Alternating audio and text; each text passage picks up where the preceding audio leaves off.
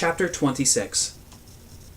The walk through the field of deactivated, misshapen robots was a little bit creepy. Given everything that had already happened, no one would have been terribly surprised if they'd suddenly activated and started shooting us or chasing us with knives and forks or exploding.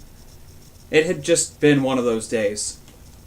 We reached the fortress, which was shiny and strangely luminescent, almost shimmering as though made out of mercury.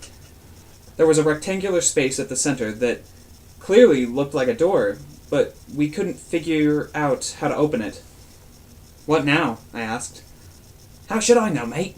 Steve said, folding his arms. I was talking to Smelly, I told him. Steve sighed. "I think I speak for the rest of us when saying you should probably address your invisible friend by name, so we know when you're speaking to him and not us." "Tell the alligator handbag I don't possess a gender. They are beneath me." "Smelly says that's a great idea," I told Steve.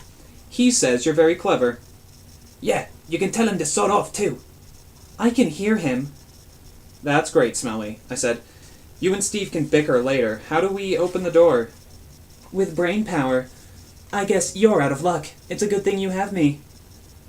I didn't hear or feel anything I could name, but I had a distinct sense that Smelly was doing something, almost like a mental push, and then the door slid upwards, and the hidden fortress opened before us.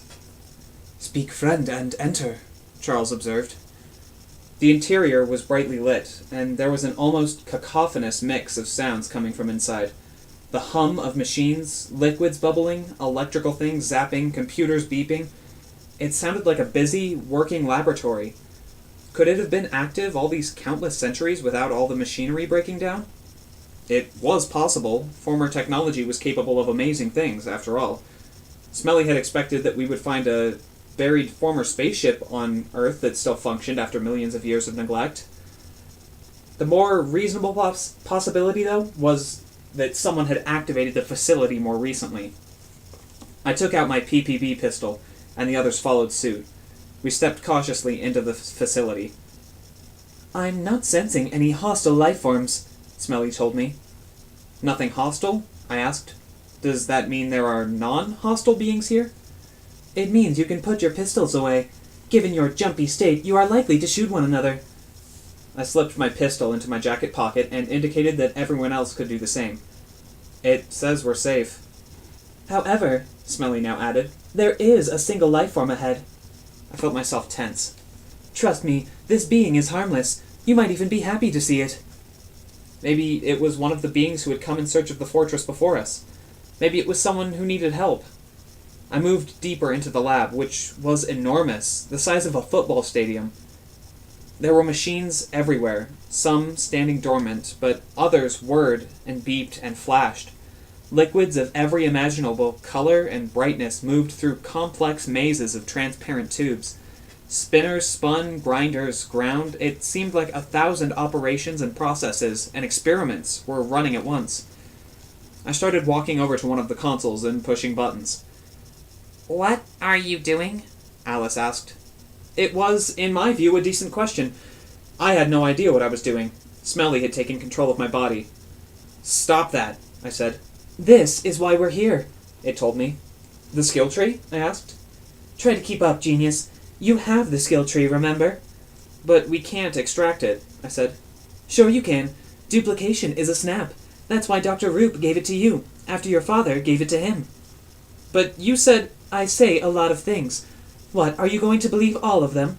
But this is one of the bigger things I lied about," Smelly explained while making my fingers slide across the consoles at dizzying speeds.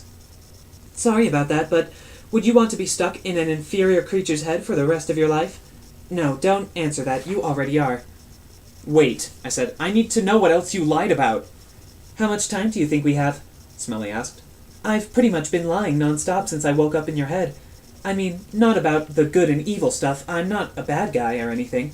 I've just lied about goals and purpose and stuff like that." A metal door began to slide open now, disappearing into the floor. It revealed a chamber about 10 feet tall and 3 feet wide. This chamber contained exactly nothing. "At last!" Smelly cried out from inside my head. "Oh my gosh, Zeke, I'm so happy. Are you ready to weep tears of joy for your special pal? I'm glad you found the empty box you were looking for, I said. But we still need to talk. We'll chat when I'm done with my mental happy dance, Smelly said. There was a glowing within the metal chamber. The pulse of what I recognized as some kind of amassed golden energy surge grew and contracted, like a piece of clay trying to stretch itself into a particular shape. Then a kind of liquid, metal-like material began to lengthen and stretch and take form. A torso, limbs, a head. It finally settled as an impossibly thin humanoid, almost 8 feet tall, with spindly arms and legs, and a distended head that curved backwards at the tip. A few denser spots of energy created the illusion of eyes and a mouth. I reeled back as if slapped and pushed at once. Something had happened to me, but I couldn't figure out what. All I knew was that Smelly was no longer in my head. Meanwhile, the new, shiny and silver creation stepped out of its chamber, taking a few lumbering steps like a freshly animated Frankenstein's monster. The metallic feet landed surprisingly quietly on the floor, even though the legs seemed stiff and barely functional. It stopped, then turned right and left, pivoting slowly, regarding us with its impassive Iron Man-like face. Then, as though a switch had been flipped, it began to move quickly and gracefully. It was dancing, like in one of those old black and white movies, but so much better. It was the most dazzling, spectacular footwork I'd ever seen. It then broke briefly into that Russian folk dance with the crossed arms and legs kicking, and ended in a crouch with one arm raised into the air. "In your face, biological contaminant!" cried the thing with a voice I'd never heard before but instantly knew was Smelly's. Its mouth didn't open when it spoke, but the voice didn't sound mechanical. It sounded strangely normal, like an ordinary adult's. I think I would have been more comfortable with the robot voice. I stepped forward, but I didn't want to get too close. For all I knew, if I touched this new form, I might get fried like a mosquito in a bug zapper. It sure looked dangerous. "I need to know what's going on here," I said. "I'm starting to get a pretty clear sense the only reason we're here is so that you could do what you just did. Am I on the right track?" "Spot on, you pathetic lump of degrading tissue," Smelly said. "Though, look on the bright side. I've led you to a treasure trove of former technology. There are lots of pretty great toys to play with." Tamret was already on another console. "There are ships here," she said, "and a functioning launch pad. There are weapons and medical instruments, and I don't even know what else. There's a ton of bio-upgrade software, but I can't make sense of most of it." "Is there a self-destruct protocol?" Charles asked. Tamret's fingers danced over the console. "Yeah, it won't give us a cool, fiery explosion, but there's a way of neutralizing everything here. But I don't see the point in trying to destroy what we've just discovered." "I think we must consider it," Charles said. "Junip is dangerous. Colonel Rage told us Junip was considering handing Earth to the Fads, which means he's willing to deal with them. And then there's Colonel Rage himself. He's not going to be asleep forever. We attracted a lot of attention when we came to the Forbidden Zone, and I suspect the worst beings in the Confederation will want to know exactly what we found here." "He's right," Misan said. "Our escape was on the news outputs, and you'd better believe the Fads have been monitoring what you're up to, Zeke. It's better this stuff should be lost than fall into the wrong hands." "I judge that creature to be correct," Robot Smelly said. "Don't be dissuaded by its body odor." Misan sniffed under her armpit. "I haven't showered in a few days, so ease up." "Oh, all of you always stink. Don't worry about that. Hey, I'm sensing a being approaching from elsewhere in the fortress. So, listen, Zeke, it's time to come clean about something else. I kind of feel bad about this one. You kept me alive and brought me to my proper containment vessel against all odds, which makes you okie dokie in my book. Since I've said something nice about you, you can return the favor by trying not to be too angry with me." "About what?" I asked through clenched teeth. From across the lab, a door hissed open, and a being entered. He froze at once upon seeing us. He was hundreds of feet away, but I saw him stoop slightly and lean forward, extending his neck as he tried to make out who we were. And then he ran towards us, a huge grin on his protruding, snouty face. He wore a dark, boxy Confederation suit with a handkerchief neatly folded in one pocket. It was Dr. Roop, and he was most definitely alive. He lunged forward and hugged me. He then reached out to lightly touch Steve, Temret, Charles, and me son. It was clearly some kind of greeting for his kind. I am so glad to see all of you, though, if I'm to be honest, you are the last beings I expected to find here. Who are these other beings? He asked, gesturing towards Alice and Volonic. And why is there a former consciousness vessel standing there? How are you even alive? I asked. I eat a very healthful diet and exercise regularly. Why should I not be alive? Because I saw you fall from that roof, I exclaimed.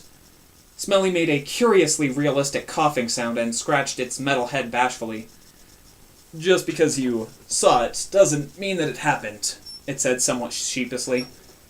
I may have manipulated your sensory input to make you believe that you were talking to someone who was not, in the strictest sense, there. Also, that bush creature you made up, I made that up too. Pulled the weirdo right out of your memories. You were just kind of talking to yourself all those times, as well. I had a horrible vision of me standing on the roof talking to no one. I'd watched absolutely no one plummet to his death. I'd been heartbroken and grieving for no reason. Just so Smelly could manipulate me into risking my life. Risking my friends' lives for its own selfish reasons. You're getting angry, Smelly said. I did ask you not to get angry. Everyone heard that, right?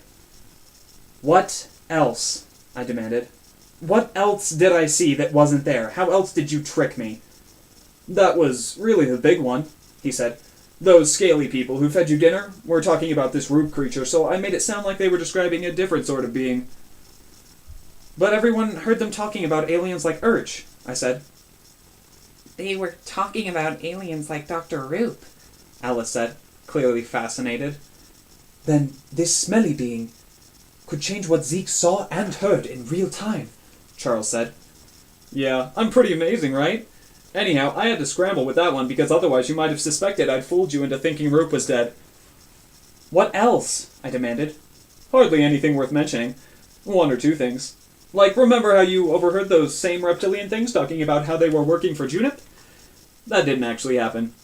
I just didn't want you heading to the old spaceport, which does exist, by the way, and you could have gone there and left for your homes without any problems, so that was kind of uncool. Sorry, bro.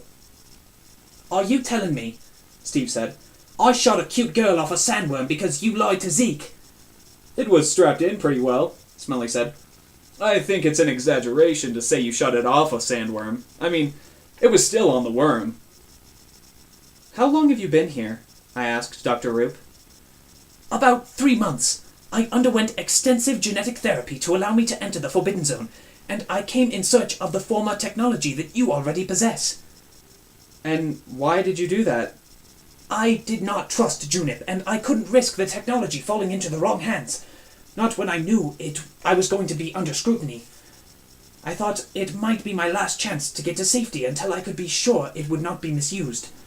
But once I became a fugitive myself, I wanted to learn more about the skill tree. Rumors of the hidden fortress have circulated for centuries, but it is so difficult to get to, not to mention illegal, that to my knowledge no one has ever successfully found their way here. I had nothing to lose. However, especially with you gone, you had the only other copy of the skill tree that I knew of. So you did give it to me? I said. Dr. Roop stared, incredulous. Zeke, I touched your face and said, remember. It was a direct allusion to one of your father's favorite entertainments. Do you not recall Spock placing his Katara within Dr. McCoy during Star Trek II, The Wrath of Khan? Charles inquired. It is a famous moment. They totally play on it in Into Darkness, said Alice. How could you miss that? I was in no mood to be schooled about Star Trek by these two. Did you know you were giving me Smelly, too? That I did not know, Dr. Roop said. Its consciousness must have been interlinked in the software somehow. I guess that answers some questions, I said. But we can talk about that later. We've got more important things to catch up on. If you've been stuck down here for 3 months, there's a lot you don't know. I started to tell him what happened with Director Gleewicksix and how we came to be on Confederation Central. I knew much of that. I am able to monitor news outputs from here, and I've gotten quite good at finding illegal ways to access restricted government communication as well. He turned to Tamret. You would be quite proud of me. So, you know about the kind disposition? I asked. And Urch and Nyana? Yes, most distressing. Dr. Roop said, almost casually. Urch can take care of himself, but Nyana isn't made for that sort of thing. What are you talking about? I asked. They're dead. They died in that explosion. Of course! Dr. Roop smacked himself in the head. I have known from almost the beginning, but I forgot that the information isn't public. They made it to the life pod, Zeke. They were picked up by a Fadic cruiser. According to the Fadic media outputs, the director, Captain Yai, Urch, and an insignificant alien were taken prisoner. That alien is, of course, Nyana. I couldn't believe it. Watching Urch and Nyana die in that explosion had been one of the worst moments of my life. Could they really have survived? Are you saying they're actually alive right now? Oh yes, the Fads sent their ransom demands to Junip, but Junip does not want them back because they can testify as to what really happened on that ship. We've got to go get them, I said. Steve took out his pistol, as if ready to raid a Fadic compound right now. I'm with you on that, mate. Here we go, Mi-sun said with evident exasperation. That's a great idea, Zeke. Let's go get them from inside an Empire. We don't have Empire infiltration on our resume yet. Only an idiot wouldn't rush right after them. So what if we don't actually know where in an entire galactic empire, made up of who knows how many planets and moons and space stations they might be locked up on? Well, we'll figure it out as we go along, I said. Zeke's right, Tamrat said. We have to rescue them. If we can bring them back to the Confederation, Junip will be finished. He can dismiss Zeke's claims pretty easily, but when Glee Wixix and a Confederation starship captain tell him the exact same story, it'll all be over. Yes, that would be a marvelous outcome, Dr. Roop agreed. But wishing it does not make it plausible. I sent you young beings onto that prison colony because I believe that with your skills and the intelligence I provided, you would be able to rescue the members of the selection committee with no loss of life. If I had not believed it, I would not have permitted you to go. This, however, is another matter. You would need military personnel, skilled in covert infiltration. We can't just leave them, I said. And no one else is going to launch a rescue. Dr. Roop rubbed his horns. That is a valid point. I am not used to having this sort of authority. I wish I could pass this one to the appropriate committee. What about the leaders of... I began, and then stopped myself. There's no rebel base on an ice planet, is there? An ice planet? Dr. Roop asked. Why would anyone put a rebel base on an ice planet? How would such a place have a breathable atmosphere? Charles asked. Sorry, Smelly said. my bad. I thought it would be fun to see just how gullible you were. I ignored this. What if we had access to incredible technology? Can we re-implement our standard Confederation skill trees from here? Yes, Dr. Roop said thoughtfully. that could be done from here, though I'm not sure I'd advise it. The technology and the software I found here have suffered from some degradation. We'll worry about glitches later, I said. We get both the standard skill tree and the military one. We get Tamrat to hack them so they're both maxed out. Then we're all basically unstoppable. We can go anywhere and do anything. Dr. Roop's eyes widened. It could be done, but the possibility of error from the... Man, interrupted Smelly, You guys are gonna be sick. I think this is a great idea. I forbid it, Volonic said. I do not sanction this level of risk. It is dangerous for you as individuals, and it is reckless for Rarls to involve ourselves in matters that don't concern us. You may not participate, Tamrat. Dr. Roop gestured towards Volonic with a long, spindly thumb. Who is he, again? I turned to Volonic. This isn't the time. We have to do this, and we can't do it without Tamret. She wants to help. Don't get in our way. You don't understand, Volonic said. I would have to go, and I do not wish to go. I'm not like you. I'm not made for these adventures. Then stay behind, I said. This was pretty much the best solution in the history of solutions. Going off adventuring with Tamret, both of us invincible and invulnerable, sign me up. You don't have to go. Just don't use Tamret's vow to hold her back. I can't let her go off on her own, Volonic said, casting his eyes down. I would be the object of scorn and mockery. I'm asking you to let her go, I said, my voice soft. As a favor. It's the right thing to do. It cost me, but I made the word come out of my mouth.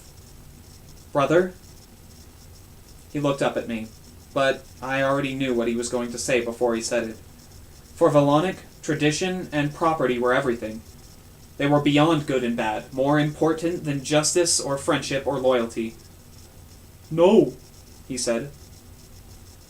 We all stood there, silent. For a moment, an opportunity had appeared. Niana and Urch were alive, and we would be able to all be together again. Tamret and I would be together again, but Volonic's words had come down like a prison door. Tamret took a step towards him. I have a preceding obligation, she announced. What obligation? Volonic demanded. With... Tamret began. She made a face like she'd tasted something disgusting. Okay, fine. I made her my sister, okay? I did it so she would stop complaining, but I still did it. I made a promise to look after her, to get her out of trouble. Niana's life is in danger now, and I have to go help her. She is in prison, not in danger, Volonic insisted. Once they realize she is of no value, Dr. Roop volunteered. they will not keep her alive. There, Tamret said, pointing at Dr. Roop. see? Niana is in danger, and she's my... I could see it was hard for her, but she did it. She's family. She's my annoying, shrill, whiny, self-impressed family. She's the worst family anyone has ever had. But even so, I'm obligated to help her, and that obligation takes precedence over my oath to you. Yes! I said, making a fist pump, which may have been bad sportsmanship, but still, the wins were pretty few and far between these days. No, Volonic insisted. I don't need your permission, she told him. My own honor is satisfied. I'm doing this. You will embarrass me, He shouted. No, she told him. I will free you. Volonic, you saved me, and I'll always be grateful, but I'm not right for you. You don't want me around. I'm a troublemaker. That's who I am at my core. You want stability, but I'm chaos. She's right, mate, Steve said. She wants to do the right thing, and you can't stop her. So you might as well not stand in her way. They told me it was a mistake to help you, Volonic said, his voice hard. If you hadn't, I would probably be dead by now, she said. Do you think that was a mistake? Volonic shook his head. No, Tamret. I wish we were both a little different. Go. Do what you have to. Help your friends. Save the galaxy if it is more important to you than protecting my reputation. Tamret hugged him. It was a long hug, full of affection, and she kissed him on the cheek. I kept checking myself for jealousy, but it wasn't there. Volonic had kept her alive when I couldn't be there for her. Mostly, I felt gratitude. Tamret turned to Dr. Roop. Let's get to work. I'll get everyone set up with the functioning skill trees. We'll worry about hacking them later. I walked over to Volonic. His eyes glistened with tears, and he looked about as defeated as I'd ever seen anyone. He had just lost Tamret. I couldn't guess why he wanted her in his life. They couldn't have been more different, but I guess she had that effect on some beings. She had it on me. I shook his hand. He seemed perplexed, but that was okay. It was for me, not for him. What is this? He asked. This is my ritual, I said. You made me your brother before. Now I'll make you mine. He stared at me. You'll take care of her. I promise, I said. This time nothing will happen to her. Dr. Roop and Tamret were hovering over a console. Smelly's new body walked over to them and shoved them aside, not exactly gently. Out of the way, meatbags. You'll be at this for minutes if I don't step in and hurry things up. Let me get you all prepared with upgraded skill trees. I still urge you to think carefully about this, Dr. Roop said. the nanite software here is very old and somewhat idiosyncratic. I cannot recommend rushing into this. Are you saying the nanites will hurt us? Probably not, Said Dr. Roop thoughtfully. but they may not work the same as those that you are used to. It's this or nothing, Smelly told him. So don't be a pessimist. I nodded at Smelly. If we could get something like maxed out skill trees, it was good enough for me. Alice, I now realized, was standing next to me. What happens to me now? What do you mean? I asked. Don't you want to help us? Go on a crazy rescue mission with like 0 chance of getting hurt and 100% chance of crazy heroic mayhem? She won't want me around. Alice said, looking at Tamret. She'll be fine. Tamret turned away from the console where Smelly and Dr. Roop were working and leveled her gaze at Alice. Stand somewhere else, She said. Alice gave me an I told you glance. 10 minutes later, Smelly held a black cylindrical injector for each of us. We pressed our injectors into the backs of our hands. I felt something almost like relief.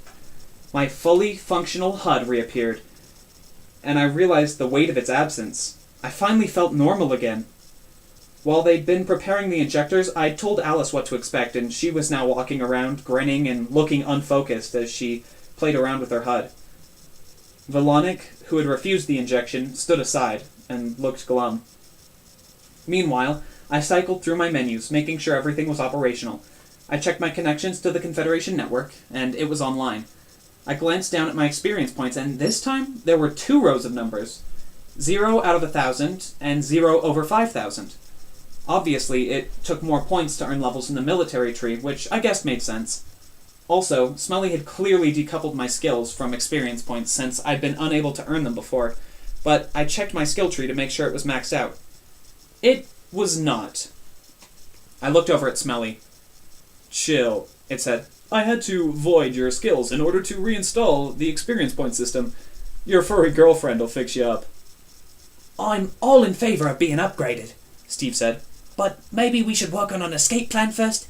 Junip knows we're here, which means the others might be on the way. And who knows how long before Ardov becomes a pain in our bums again.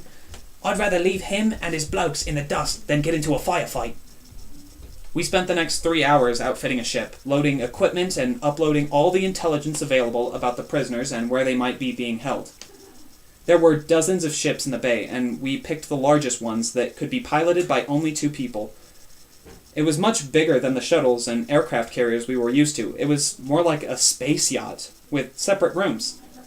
Smelly, meanwhile, picked out another ship for itself. It came over to me and stretched out one of its long, thick arms. It placed a small disc in my hand. I didn't play fair, it said, but you always had my back, and that means I owe you. This is an entangled quantum signaling device. If you ever find yourself in trouble, you can summon me. The entanglement means I'll receive the summons before you send it, so I'll be able to arrive when you need me. You can also set it to remind you about relatives' birthdays, but I forgot how to do that. Are you seriously going to help me when I'm in danger? I'm going to have my finger on that thing pretty much all day, every day. I'm serious. Don't call me if you need someone to open a jar or something. This is only if you think death is imminent. How many times since you've shown up has death been imminent? I'm not going to be your butler. You get to bug me once, so use it wisely. If you can. I nodded. Thanks, I guess. Smell you later, it said, and then it vanished into one of the ships. A few minutes later, I felt a brief rumble as it shot into space, and out of my life. Maybe forever. One could only hope. And then, it was our turn. Colonel Rage was still out there, but he could find his own way home. I wasn't about to put him on board any ship I was traveling on. Vilonik mostly seemed confused, but I assured him we'd give him a ride home, so he zombie-walked into the former ship. I was thrilled to have the newly enhanced Dr. Roop with us, though. After all his warnings about the unpredictability of the former tech, he'd taken the injection just like the rest of us. I was looking forward to seeing what the enhanced Dr. Roop would add to the team. We started up the ship, launched into space, and signaled the hidden fortress to neutralize its remaining technology. We had to hope the destruct sequence worked because we had no way of confirming, being in space and all. We were heading for Earth. We had to go somewhere, and that was the place most of us called home. My plan was to get supplies, take a shower, and let everyone see their families. If any of the humans wanted out, they needed to have a chance to take it. It was one thing to agree to this kind of thing when far away. It was another to be sure about what you were doing when standing on your own soil. I knew Steve wasn't going to let Niana and the others remain in Fatic prison.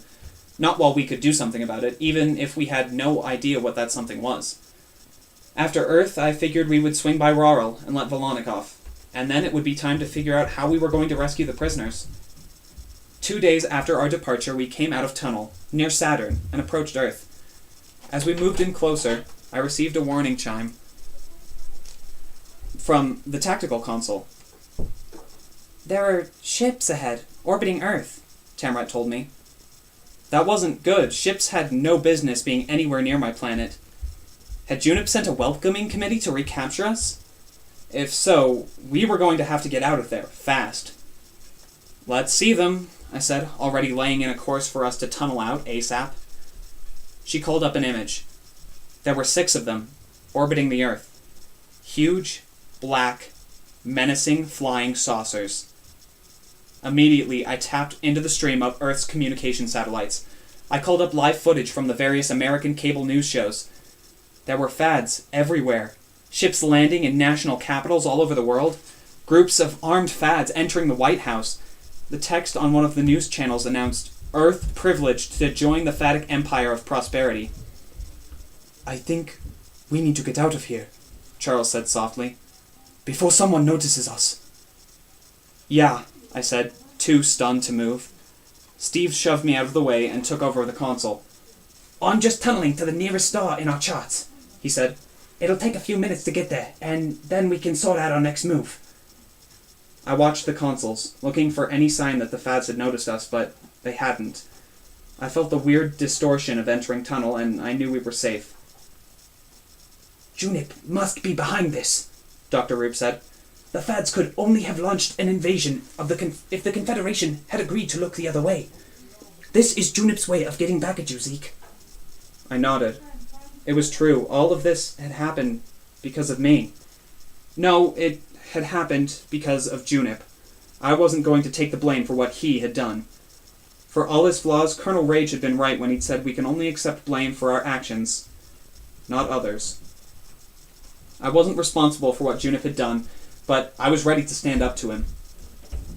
What are we going to do? Alice asked. She sounded shocked. I know that was how I felt. I didn't say anything for what felt like a long time. My family was down there. Almost everything I knew was down there. When I'd been on Earth, all I wanted to do was leave, but now it felt like cowardice to run away. But I had no choice. There had to be something we could do. And we were going to find it. We were going to stop the fads. Somehow. Same plan, I said, trying to sound confident. We go get the prisoners, we get Junip out of power, and with Glee Wixix back in office, we get the fads off Earth. But what do we do now? Misun demanded.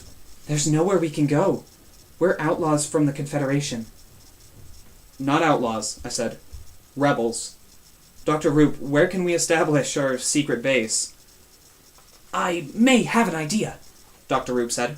I was doing a great deal of research while in hiding, and I discovered a planet within the Hidden Fortress's database. It looked like there may be a cache of artifacts there. Things no one knows about, items that might make all the difference in our conflict. I was planning on meeting Captain Quassel there once I left Confederation Central.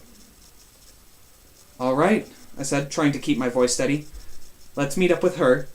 Then we'll all sit down and figure out how to fix all of this. I sat back in my seat and closed my eyes. I felt Tamrat take my hand, and it was of some comfort knowing she was there, finally herself again, ready to help. No matter how hard I tried to do the right thing, I kept getting slapped down, beaten, and tricked by the bad guys, who were meaner, more vindictive, and probably smarter than I was. That was about to end. This time, I was going to stop them for good. It sounded like a plan, but I didn't know how I could make it happen. It was just me and a few friends against 2 mighty civilizations, both of which had made me the most wanted being in the galaxy. Somewhere behind me was the planet on which I'd been born, a planet that had fallen into enemy hands as a consequence of my actions, and somewhere ahead of us was an old ally in a world full of lost artifacts. Maybe I'd find the answer there. I had to hope so. If not, everything that mattered would be lost.